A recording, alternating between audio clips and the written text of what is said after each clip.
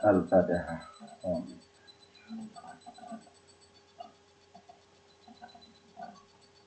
Iya.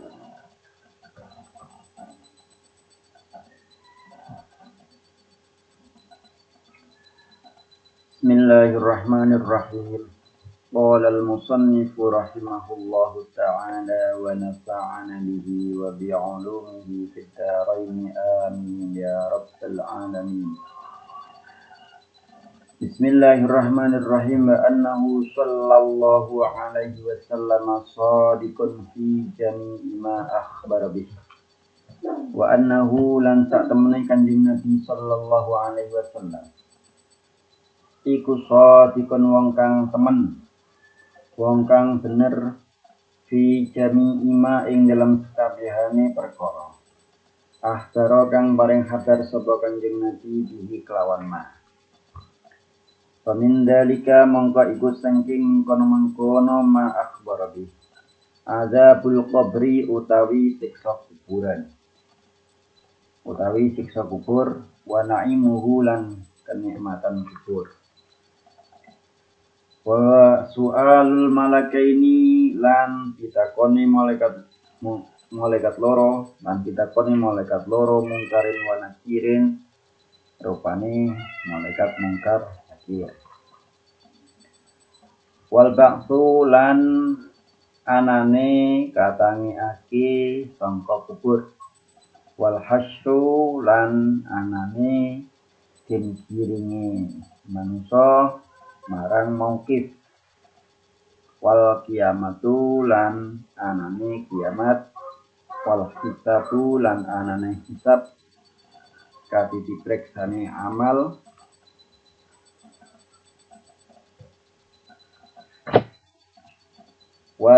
Wasawabu lan anane ganjaran.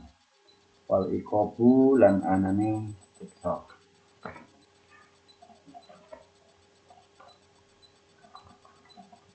Jadi melanjutkan sebelumnya tentang kandungan makna syahadatul risalah. Pertama dulu kita sebagai umat Islam wajib melakukan syahadatul risalah atau wajib menyaksikan bahwasanya Kanjeng Nabi Muhammad sallallahu alaihi wasallam adalah utusan Allah. Kewajiban di sini bukan hanya sekedar mengetahui Kanjeng Nabi, namun juga memang mengetahui, yakini dan membenarkan Kanjeng Nabi, dan Kanjeng Nabi mengetahui Kanjeng Nabi secara kepribadian, mulai dari nasab beliau dan hal sebagainya. Kemudian selain itu, selain secara kepribadian, kita sebagai umat Muslim juga harus meyakini bahwasanya Kanjeng Nabi ini adalah orang yang benar dalam apa yang telah disampaikan beliau. Jadi kita jangan sampai mempunyai keraguan, apalagi tidak percaya. Meskipun apa yang disampaikan beliau ini adalah hal-hal yang gaib, yang tidak bisa kita buktikan secara nyata, karena memang tidak menjalaninya. Bahkan dalam kitab Abdul Rafiq dijelaskan lebih lanjut, keyakinan itu harus sampai pada sekira andekan orang tersebut diperlihatkan hal-hal gaib yang sebelumnya tidak diketahui, itu memang dia sudah tidak akan menambah keimanannya, karena memang sebelumnya sudah iman. Bihaitsu law kushifal ghita'u amma akhbar bih lam yazdad yaqinan ala ma akhbar bih, ya, tidak menambah keyakinan. Jadi misalkan ada orang, ya kita ini dikasih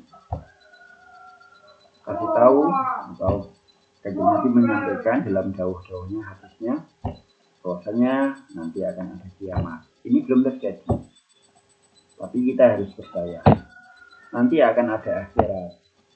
Yang di akhirat itu ada hisab, ada mizan, mungkin ada melewati sirat, ada surga neraka. Ini semua tidak bisa kita buktikan sekarang. Namun ya harus iman, harus percaya, karena yang menyampaikan ini adalah orang yang tidak mungkin bohong. Sehingga apapun itu ya tetap harus percaya. Kalaupun itu tidak bisa kita buktikan, ya karena memang waktunya belum sampai, ya nanti waktunya juga akan jalan seperti itu. Tapi kalau namun kita ini harus percaya, andaikan Gusti Allah membuka hijab kita, kemudian kita bisa melihat surga, ini tidak menambah keyakinan kita. Tetap saja karena memang sebelumnya kita sudah yakin. Itulah inti keimanan. Jadi harus sampai seperti itu. Tidak bisa orang kemudian setelah diperlihatkan, nah ini surga, ini neraka, subhanallah saya baru percaya. Nah, berarti menunjukkan kalau sebelumnya dia belum beriman. Nah itu keimanan orang yang sebelum itu ya, jadi masih belum bisa dikatakan imannya sebenarnya. Karena iman itu ya memang tanpa harus diperlihatkan, memang harus percaya. Maka Sayyidina Ali pernah mengatakan bahwasanya andaikan saya diperlihatkan surga neraka, itu tidak akan menambah keyakinan saya, karena memang sebelumnya pun itu sudah yakin akan adanya surga neraka. Jadi keimanan sampai sebatas itu. Apa saja yang harus kita imani? Di sini disebutkan beberapa di antaranya. Adzabul qabri, akan adanya siksa kubur. Artinya kita harus yakin bahwasanya siksa kubur ini ada. Ya. Siksa kubur ini ada. Itu bukan satu hal yang hoax, bukan informasi yang tidak bisa dibenarkan, tapi itu adalah sesuatu yang real, yang terjadi, meskipun tidak bisa kita buktikan, karena untuk membuktikan orang itu harus mati terlebih dahulu, dan orang yang sudah mati juga tidak bisa ditanyai memang ada apa enggak. Itu coba ditanyakan, ya tentunya untuk orang-orang yang pada umumnya.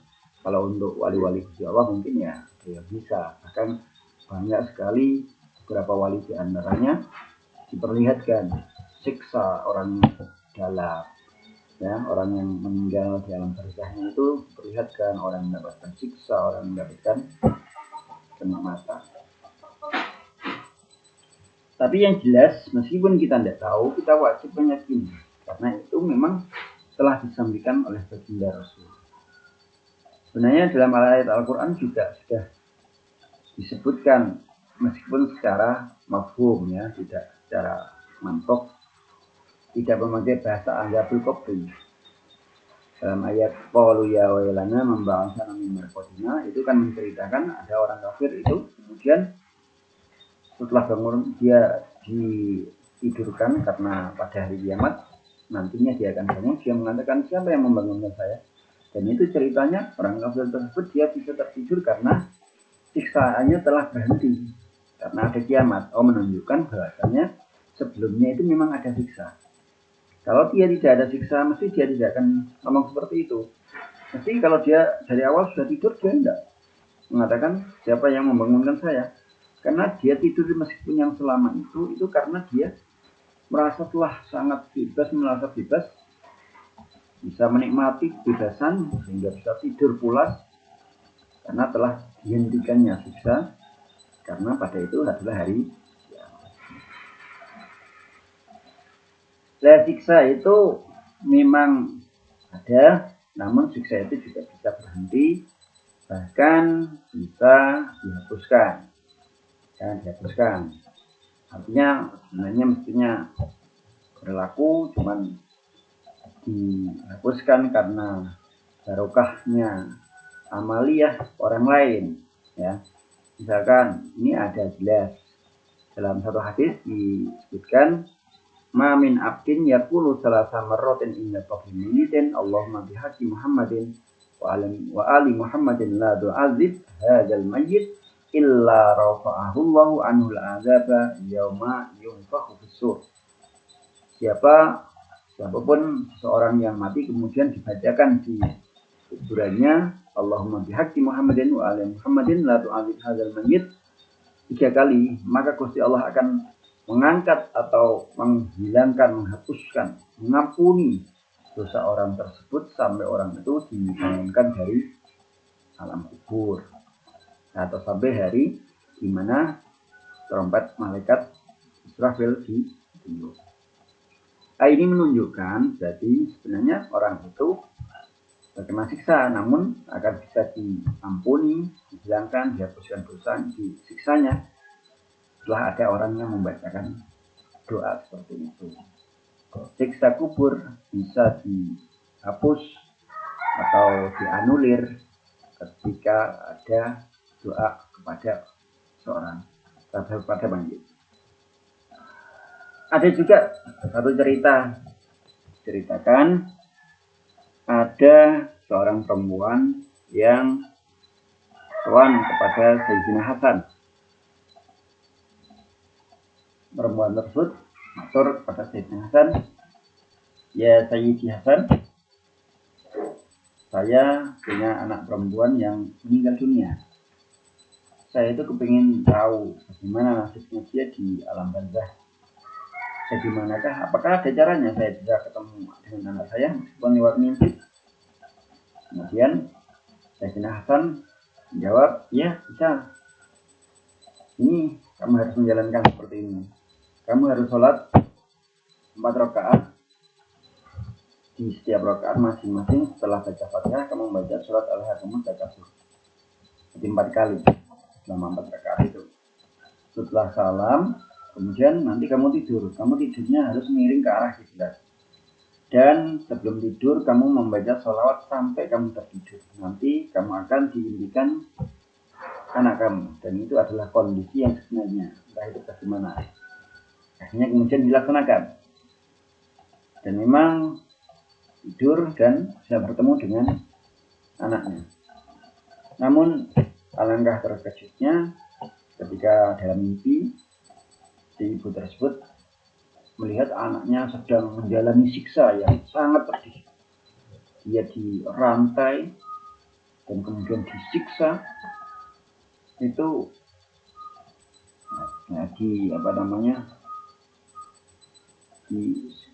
siksaan yang sangat pedih.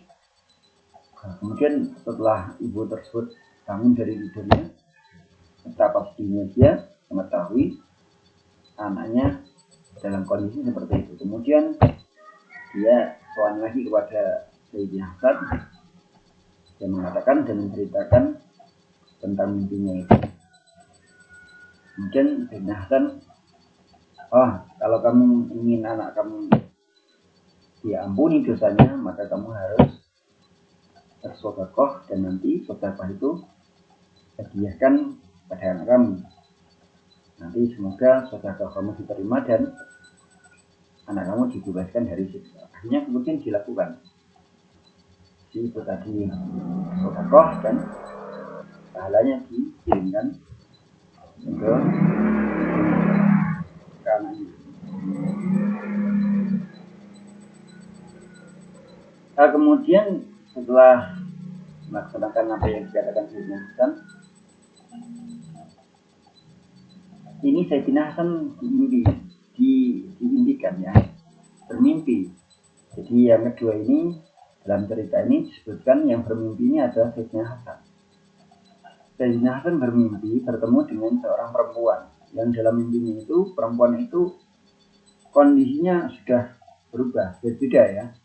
Jadi dia sedang menjalani kenikmatan kubur.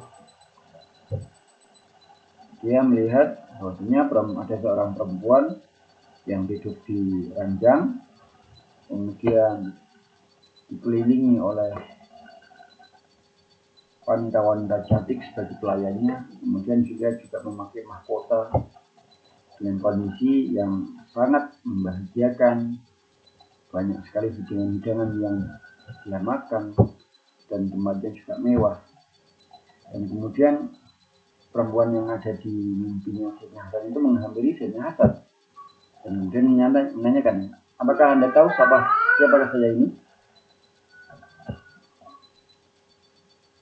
Nah, Sayyidina Hasan tidak tahu, saya tidak tahu. Kemudian wanita tersebut kemudian mengatakan, saya ini adalah anak perempuan si itu yang sowan pada jenengan. Sayyidina Hasan mengatakan, loh, kondisimu kok seperti ini, kok tidak sama dengan yang diceritakan oleh ibumu. Dia mengatakan lagi, ya kemarin saya itu memang bagaimana yang diceritakan, saya sedang menjalani siksaan yang sangat pedih, yang sangat dahsyat. Bahkan saya sedang menjalani 70.000 siksaan. Namun ketika itu ada seorang soleh yang lewat di depan kuburan ini, dan orang soleh itu membacakan satu sholawat yang pahalanya dihadiahkan ke seluruh mayat yang ada di kuburan, termasuk saya. Barokah sholawat satu kali itu, Gusti Allah mengampuni seluruh dosa-dosa kami, bahkan memberikan kenikmatan dari kenikmatan kubur yang sekarang bisa panjenengan lihat sendiri. Itu barokahnya sholawat.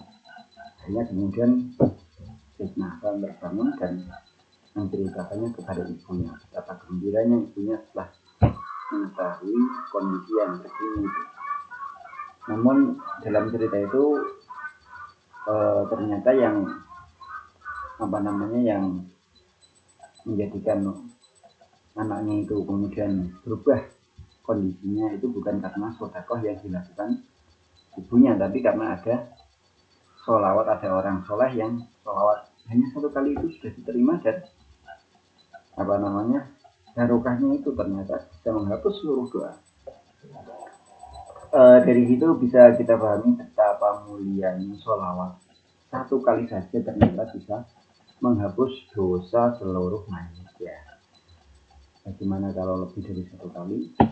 Dan satu kali itu pun selain menghapus dosa juga memberikan nikmat yang luar biasa yang diterima oleh ahli kubur. Bagaimana kalau sholawatnya lebih dari satu kali? Bagaimana kalau yang membaca bukan hanya satu orang? Nah, kemudian yang menjadi contoh di sini ya bahwasanya ternyata siksaan itu juga bisa dihentikan dengan amal ibadah yang dilakukan oleh orang yang hidup, sehingga itu juga menjadi satu dasar bahwasanya amaliyah orang yang masih hidup bisa sampai pada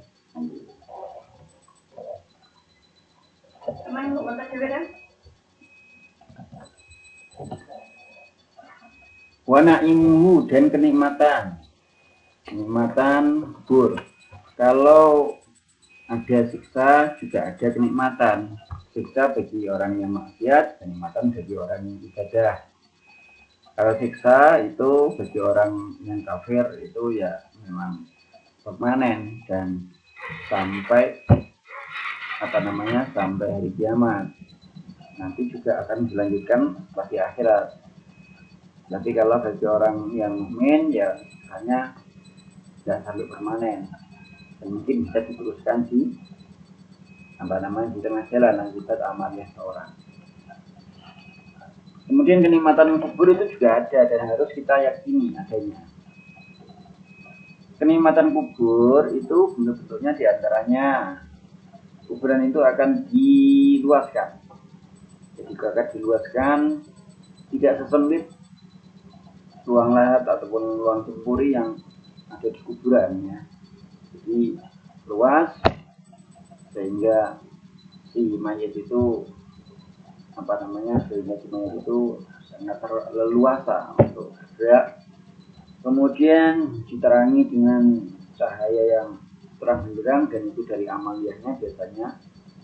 Kemudian amaliyah kebaikannya itu akan diserbakan dengan bentuk yang cantik ataupun yang ganteng.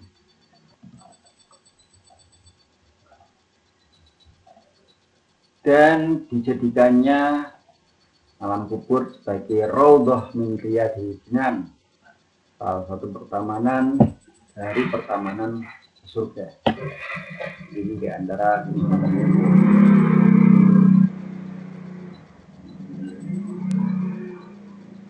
kemudian ada satu pertanyaan yang disebutkan dalam kitab Isatul Rafiq. Nanti itu yang mendapatkan kenikmatan ataupun siksaan ini apakah roh atau jasadnya? Kemudian dijawab bahwasanya yang mendapatkan kenikmatan atau siksaan ini dua-duanya, jadi rohnya dan juga jasadnya. Jadi manusia yang mati di alam, yang kemudian di alam kubur itu nanti ada proses setelah dia meninggal. Ya, kalau orang meninggal itu kan rohnya ini kan keluar, ya, keluar dari jasadnya.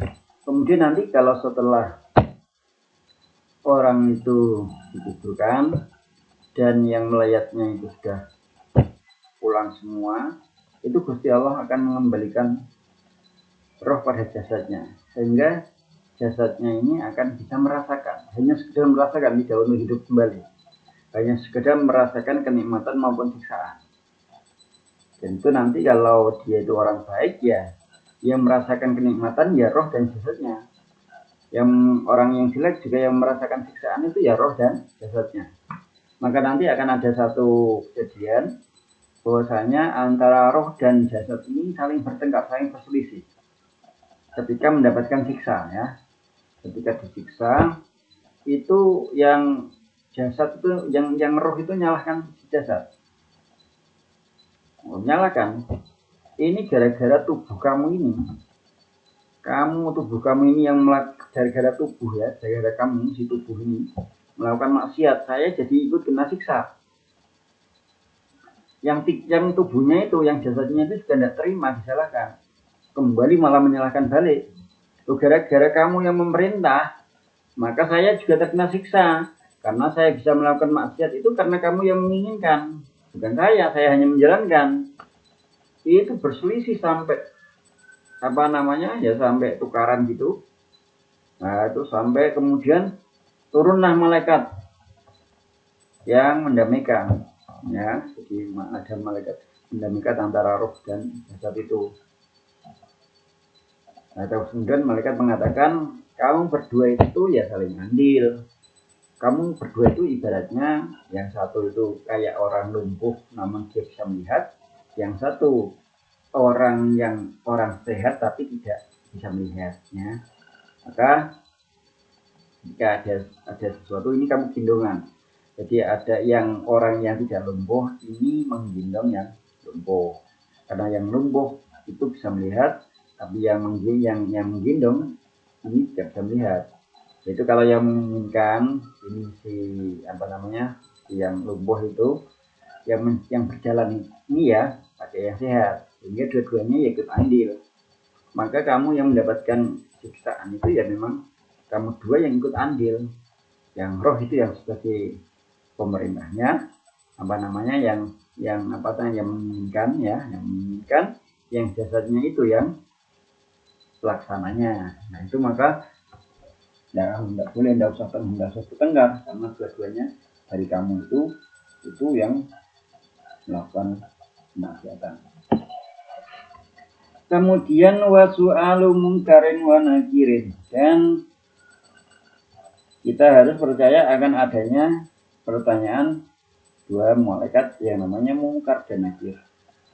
Dinamakan mungkar dan nakir yang mempunyai madah yang sama, ya, dari kata-kata angkara, munkaron dan nakirun. Nah, arti dari mungkar atau nakir itu adalah diingkari atau tidak diketahui.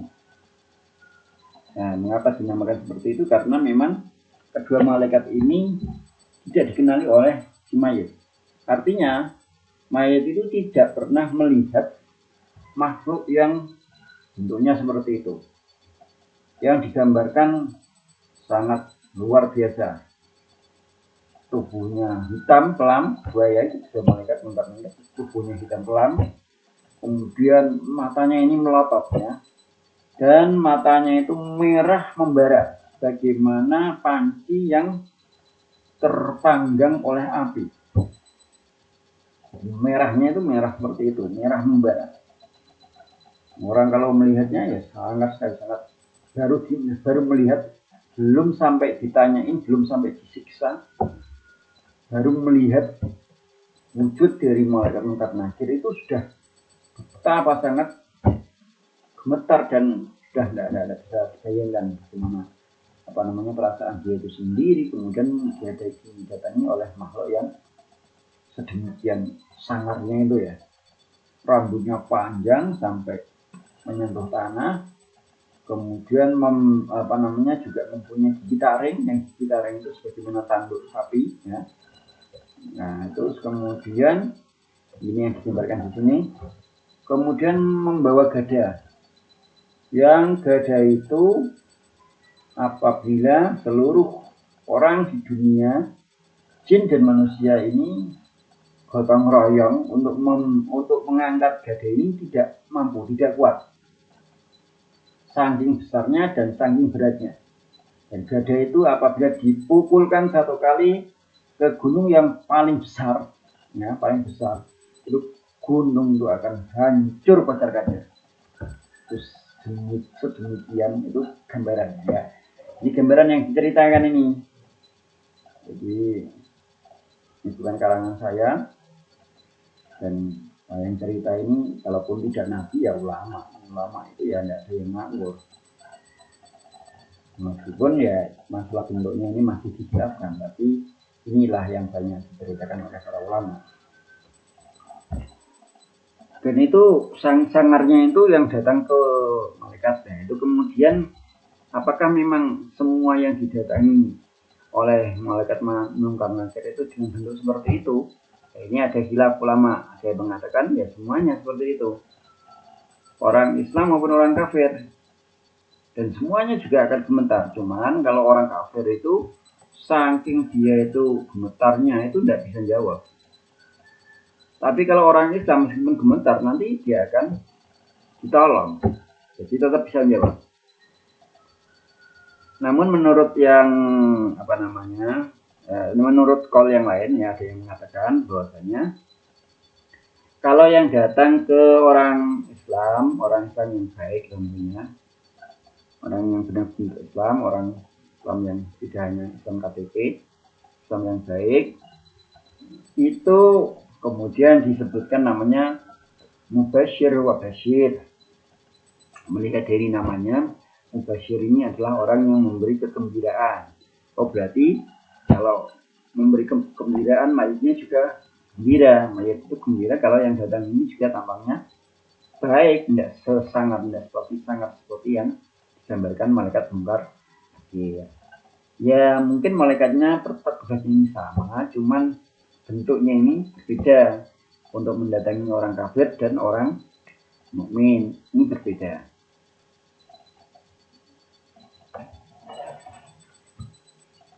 Kemudian wal ba'tsu ya, wal ba'tsu kita juga wajib percaya nanti akan ada kebangkitan,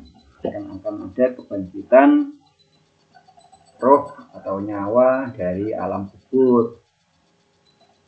Nah, semua itu nanti akan mengalami.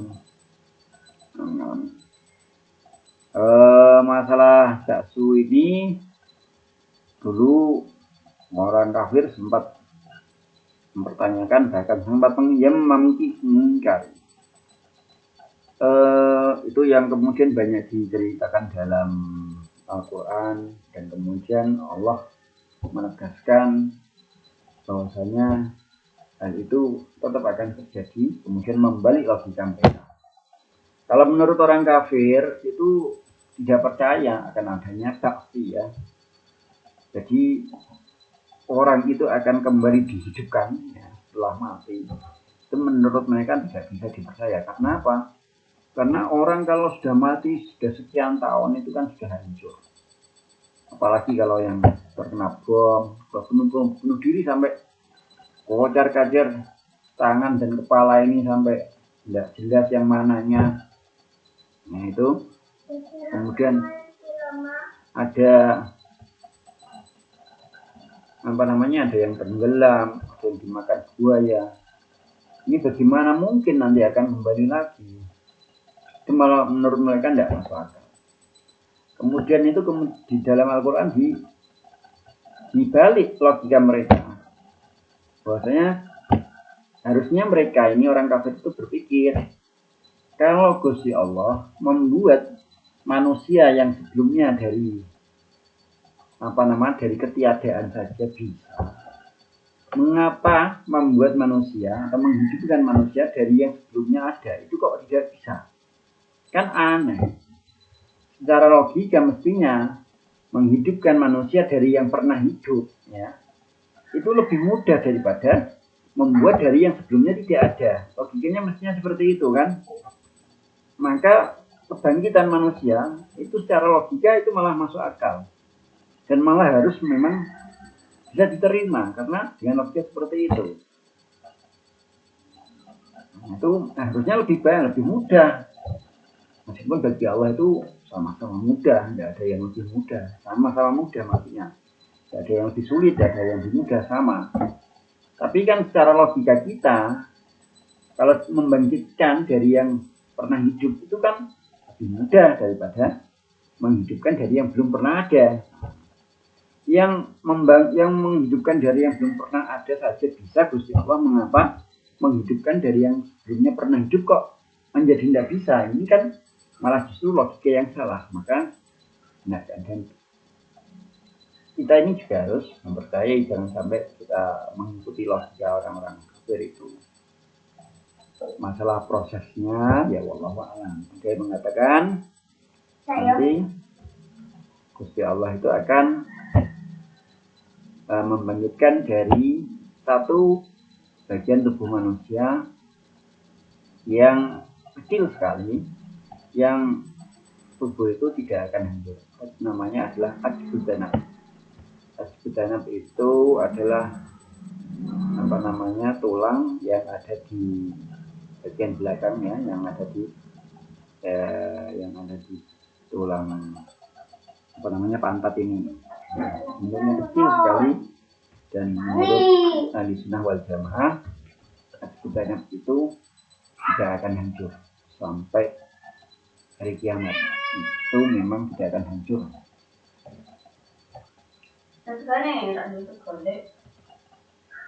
Lagi lewat anggota kan.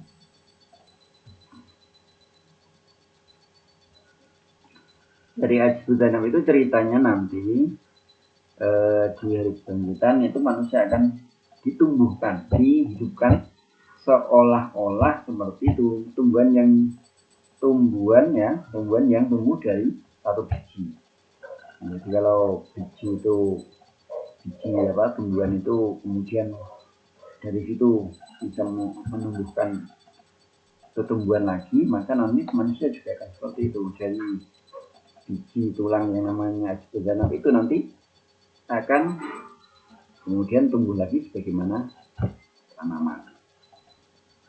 Itu prosesnya, dia mengatakan seperti itu. Tapi yang jelas kita harus wajib percaya bahwasanya nanti akan ada ba'su, bahwasanya ba'su ini ada satu yang hak yang akan terjadi. Kemudian wal hasyru, dan digiringnya manusia kepada mahsyar atau namanya mauqif. Ada yang mengatakan mauqif, ada yang mengatakan mahsyar. Itu ya tempatnya sama, cuman pembedaan nama itu karena melihat dari artinya itu ya, kalau mauqif jadi tempat berkumpul, tempat berhentinya manusia.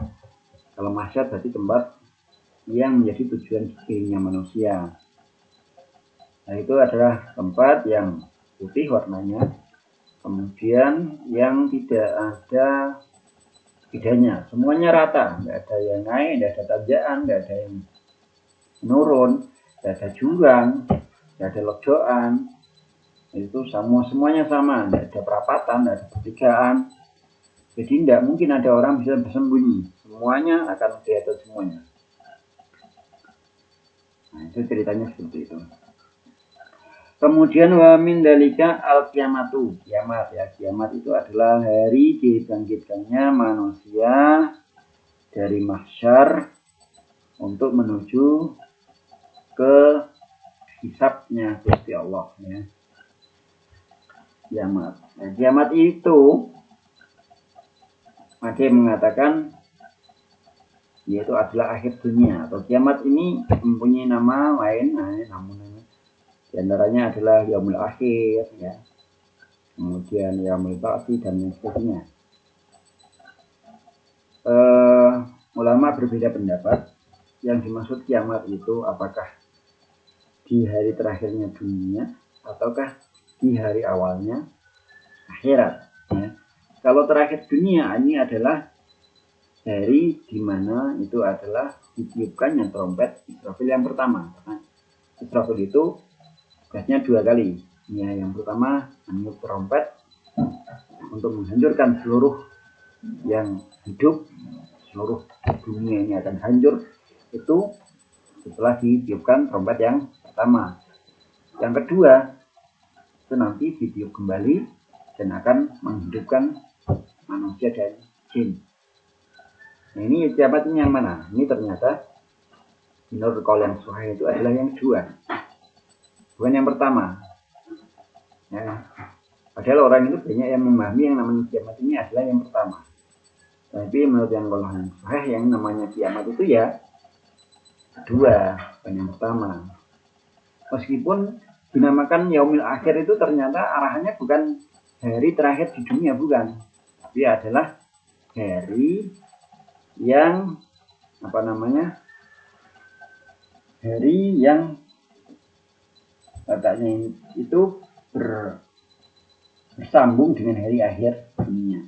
Bukan berarti yang dimaksud adalah hari akhir dunia, tapi hari yang bersambung dengan hari akhir dunia. Itu kalau menurut di kitab Tuhfatul Murid seperti itu.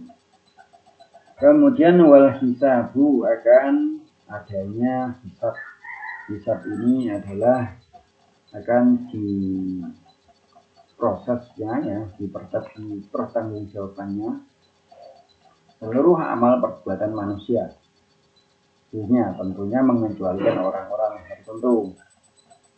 Dalam satu hadis yang diriwayatkan oleh Ibnu Hudzaifah dari Kanjeng Nabi mengatakan ada 70.000 orang yang bebas dari hisab, nggak perlu dihisab, langsung masuk surga maksudnya. Karena ada orang yang tidak dihisab tapi karena masuk neraka. Kalau orang itu saking baiknya itu tidak akan mengalami proses hisab, tapi langsung masuk surga. Namun ada orang yang saking jeleknya itu juga tidak akan hisab, karena sudah tidak ada gunanya, karena mesti masuk neraka, tidak perlu dihisab.